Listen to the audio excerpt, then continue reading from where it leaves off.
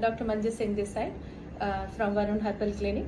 I am a senior Ayurvedic consultant from Delhi University, having the experience of more than 29 years in the field of Ayurveda. आज हम बात करेंगे post menopausal symptoms की, जिन्हें हम PMS भी कहते हैं। मिनोपॉज जो है वो समय है जब हमें मेंसेस आने बंद हो जाते हैं।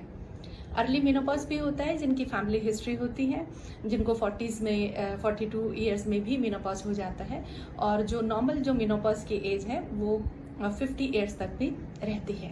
तो इस बीच में आपको कभी भी मिनोपॉज हो जाते हैं, और अगर पूरा 1 साल तक आपको मेंसेस नहीं आते हैं, इट मीन्स आपको मिनोपॉज हो गया है। जो मिनोपॉजल जो सिम्टम्स है उसमें सबसे ज़्यादा आता है, एक तो एंजाइटी के इश्यूज आते हैं लेडीज को,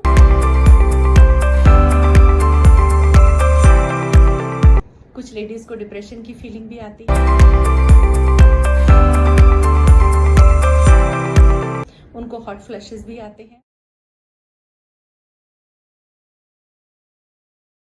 उनको लैक ऑफ स्लीप भी आते हैं, उनको वेजाइनल ड्राइनेस भी रहती है, इरिटेशन और फ्रस्ट्रेशन भी आती है, ऑस्टियोपोरोसिस ऑस्टियोआर्थराइटिस भी आते हैं,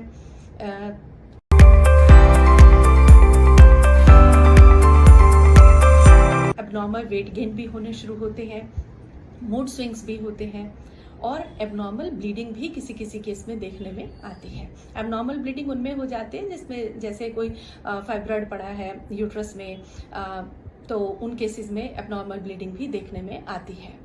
तो उसके लिए उन्हें अपने टेस्ट करा लेने चाहिए, अपना पैप स्मेयर करा लेना चाहिए और अपने गायने से कंसल्ट करनी चाहिए। बाकी जो मिनोपॉजल सिम्टम्स हैं उन्हें हम इजीली मैनेज कर सकते हैं, क्योंकि मिनोपॉज जो है वो एक नेचुरल प्रोसेस है, but we have to deal with it.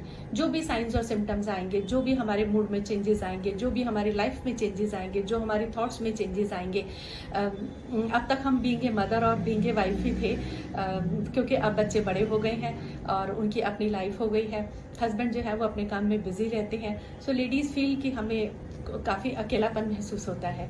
और सभी को चाहिए कि जब हम लेडीज मिनोपॉज से गुजर रही हों, फैमिली को, रिलेटिव्स को, फ्रेंड्स को और नेबर्स को, सभी को लेडीज का साथ देना चाहिए, बिकॉज ये दे नेवर नो कि वो किस सिचुएशन से गुजर रही हैं। मिनोपॉज को मैनेज करने के लिए आपको मेडिटेशन करनी चाहिए, आपको डीप ब्रीदिंग एक्सरसाइज करनी चाहिए, प्राणायाम बहुत अच्छी चीज़ है।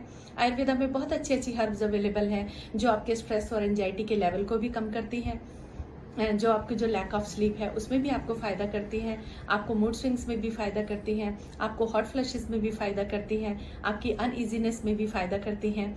सो बजाय इसके कि हम अपने आप को कोसते रहें कि देखो सारी मुसीबत लेडीज़ के लिए ही है, जेंट्स को तो कुछ होता नहीं है, उनको तो मिनोपॉज होते नहीं है, उनमें कोई हार्मोनल चेंजेस नहीं आते हैं, सो ये कोई अपने आप को कोसने की चीज़ें नहीं है। You have to deal with it. एक मिनोपॉज हुआ है तो हमें जो जो परेशानियां आ रही हैं हम उन सब का हल निकालें, और अपने लिए सोचना, अपनी केयर करना। हमने बहुत सोचा सबके लिए, फैमिली को भी एक सपोर्ट किया है, हमने बच्चों को भी बड़ा किया है, हमने हस्बैंड को भी सपोर्ट दी है। अब हमें थोड़ा सा अपनी केयर में ध्यान लगाना है, अपने लिए समय निकालना है, हमें वॉक एक्सरसाइज के लिए जाना है, हमें मेडिटेशन करनी है। थोड़ा सा अपने लिए सोचना, सेल्फिश होना नहीं होता है, और अगर होता भी है तो इससे गुड थिंग। थोड़ा सा अपने लिए सभी को ज़रूर सोचना चाहिए और ज़रूर समय निकालना चाहिए।